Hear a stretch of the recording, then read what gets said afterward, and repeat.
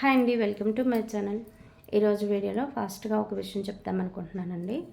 మా అబ్బాయికి after birth అంటే బర్త్ ముందు లేదండి, ఆఫ్టర్ బర్త్ నేను కొన్ని చేసిన మిస్టేక్స్ వల్ల అవనివ్వండి, దేనివల్ల యాంటీబయాటిక్స్ అవనివ్వండి, ఏదన్నా అవనివ్వండి, పుట్టుకతో అయితే రాలేదు బాబుకి. 1 ఇయర్ అప్పుడు 1 ఇయర్ లోపల కూడా అమ్మ తాత అలా అనేవాడు.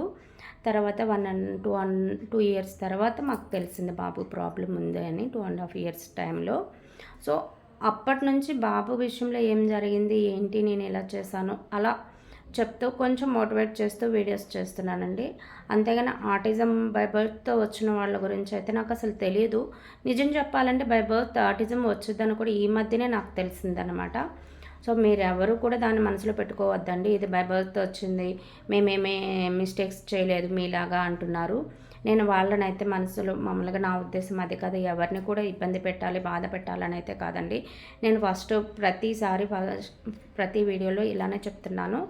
ఎందుకంటే అలాంటి నెగిటివ్ కామెంట్స్ వస్తున్నాయి. మీరు మన అంటున్నారు, మీ గురించి మీరు చెప్పుకోండి, అందరి గురించి కలపొద్దు అంటున్నారు. నాకు తెలిసినంతవరకు, ఎందుకంటే నేను వాట్సాప్ గ్రూప్ కూడా ఒకటి ఉంది కదా మాకు, అందరి కిడ్స్ కూడా తర్వాత ప్రాబ్లం వచ్చిన వాళ్ళే, అంటే తెలియక కొన్ని మిస్టేక్స్ చేశారు, మళ్ళీ ఏమైందో తెలియదు. పుట్టుకతో వచ్చిన వాళ్ళు నాకు ఎవరు తెలియకపోవటం వల్ల నేను వాళ్ళని పర్టికులర్గా మెన్షన్ చేయలేదన్నమాట. ఇది కూడా ఆటిజమే అన్నట్టుగా మాకు తెలిసిన వాటి గురించి మేము అసెస్మెంట్ చేయించిన తర్వాత డాక్టర్స్ ఏం చెప్పారు, ఈ మైల్డ్ మోడరేట్ సివియర్ ఇలా చెప్పినవి ఇలా మనసులో పెట్టుకుని నాకు తెలిసింది నేను చెప్తున్నాను. ఏదో కొంచెం భయపడొద్దని మోటివేట్ చేస్తున్నానండి.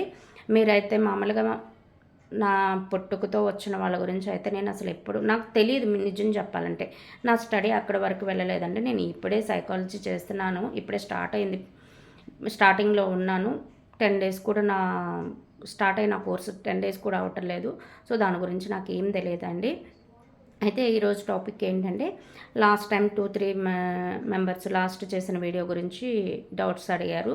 దాన్ని క్లారిటీ చేస్తాం. దానికంటే ముందు ఒక విషయం చెప్తానండి. మామూలుగా మనం అసెస్మెంట్ చేయిస్తాం, మన కిడ్స్కి ప్రాబ్లం ఉందని తెలుస్తుంది.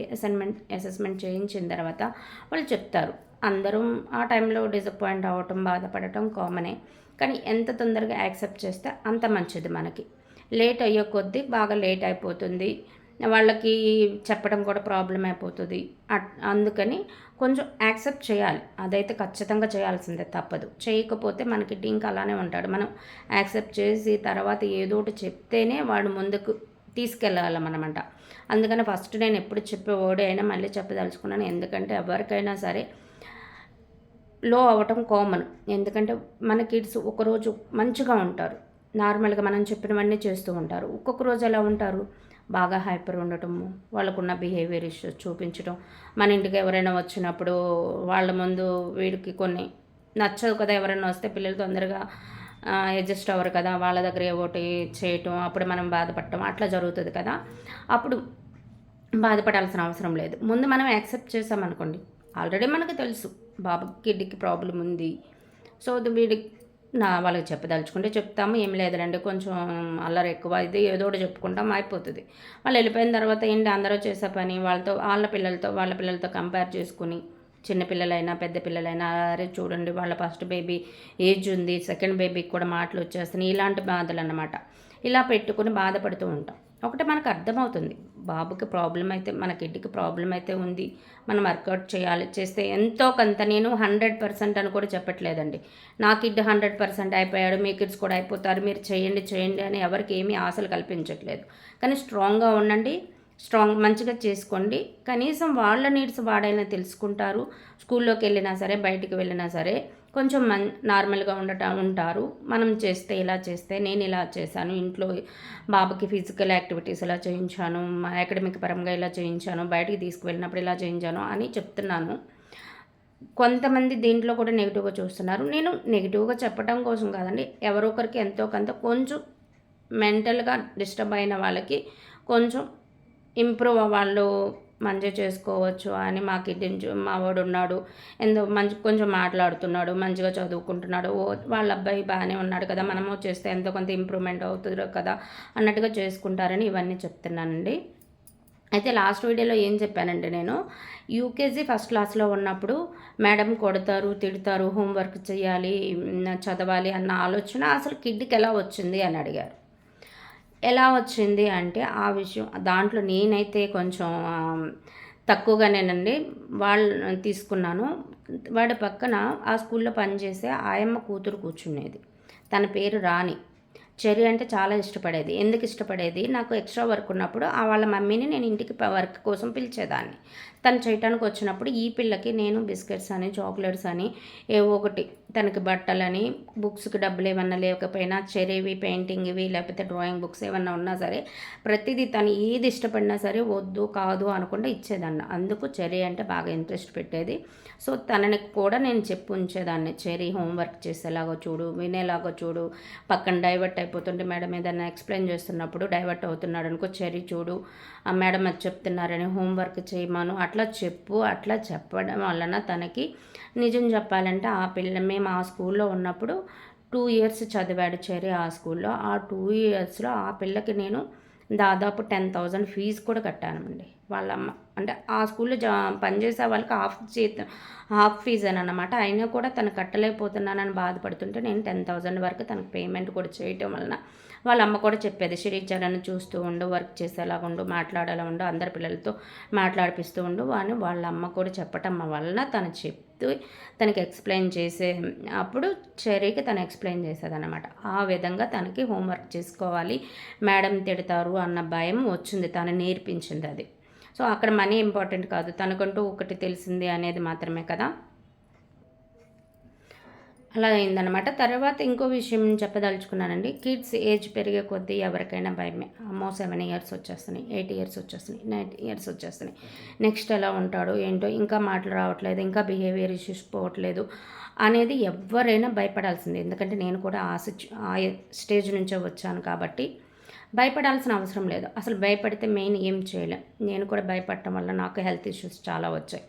సో ఎక్స్పీరియన్స్తో చెప్తున్నాను, భయపడుతూ ఉండటం వలన టైం వేస్ట్ అయిపోతుంది. సో మీరు ఏమీ చేయలేరు. అదే భయపడకుండా తప్పదు, యాక్సెప్ట్ చేసాము, వాడి కోసం ఎన్నో కొన్ని మనం యాక్టివిటీస్ చేయిస్తున్నాము, అలాంటప్పుడు అది కూడా యాక్సెప్ట్ చేయాలి. ఏజ్ పెరిగే కొద్దీ ఇప్పుడు చెర్రీ 10th yearలో ఉన్నప్పుడు ఉన్నాడు ఒకలా ఉన్నాడు, 12th yearలో ఉన్నప్పుడు ఒకలా ఉన్నాడు, లాస్ట్ ఇయర్ ఒకలాగా ఉన్నాడు, ఈ ఇయర్ ఇంకో స్కూల్లో జాయిన్ చేసిన తర్వాత కొన్ని చేంజ్ అవుతూ వస్తున్నాయి అనమాట. ఇంప్రూవ్మెంట్ పెరుగుతూ ఉంది.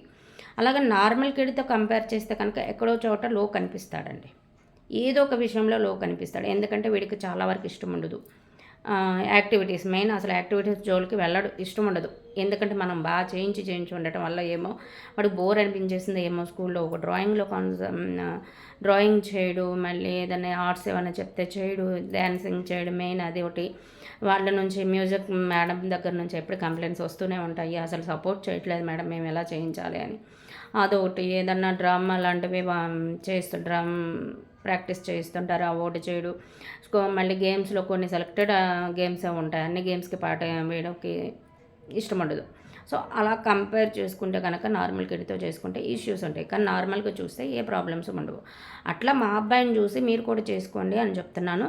అస్సలు భయపడాల్సిన అవసరం లేదండి. తర్వాత ఇంకో విషయం ఏంటంటే మామూలుగా కంపారిజన్, అసలు ఒక్క కిడ్తో కంపేర్ చేసుకోవద్దు.